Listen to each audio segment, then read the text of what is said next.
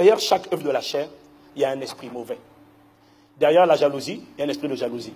Derrière la calomnie, il y a un esprit de calomnie. Derrière l'impudicité, la fornication, l'adultère, il y a un esprit de fornication, il y a un esprit d'adultère. Si quelqu'un est avec moi qui dise Amen.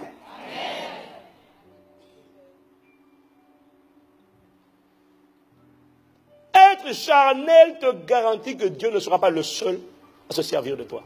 Satan aussi se servir de toi. Pourquoi? Parce qu'à travers les œuvres de la chair que tu tolères, en fait, sans le savoir, tu tolères un démon.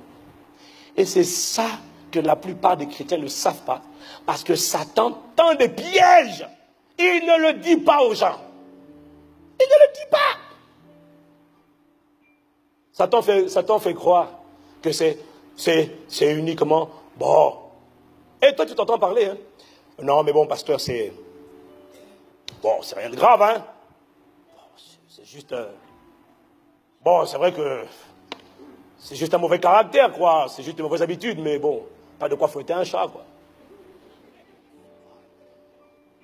Et c'est comme ça que les gens, ils parlent. Une voix les convainc à l'intérieur. Oh, non, c'est pas... Alors, pas exagérer. Oh, je reconnais, j'aime bien calomnier. J'aime bien, oh, c'est vrai que c'est... J'aime bien, c'est vrai que j'ai l'habitude de jalousie. Bon, c'est vrai qu'il y a cette habitude-là, il y a ce côté un peu jaloux, là, envieux. Bon, c'est vrai que j'aime bien, je suis un petit calomniateur, là, dénigrer les gens. Bon, c'est vrai, bon, faut pas exagérer. Petite masturbation de gauche à droite, là.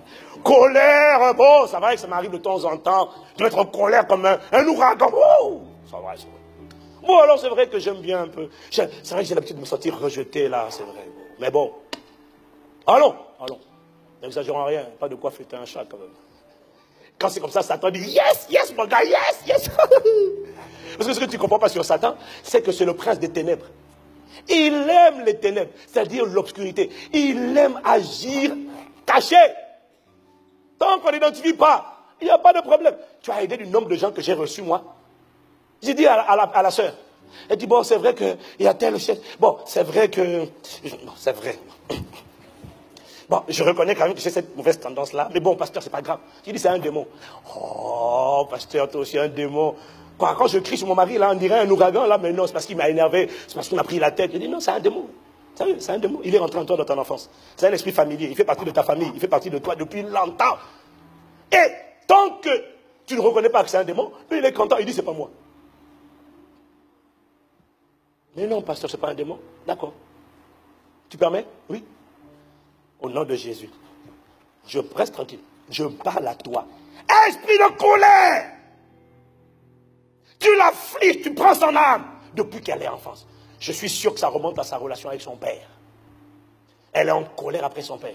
Les démons ne rentrent pas parce qu'on leur dit de venir. Les démons rentrent parce qu'on nourrit leur forteresse, leur système de pensée et on pratique régulièrement leurs œuvres.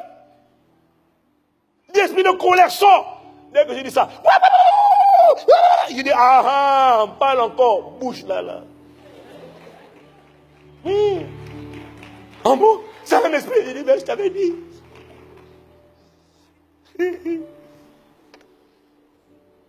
Est-ce que quelqu'un me suit? Dis avec moi, c'est juste un petit peu. Ah, la parole est en train de rentrer. Dis amen. Là, tu peux acclamer pour toi-même.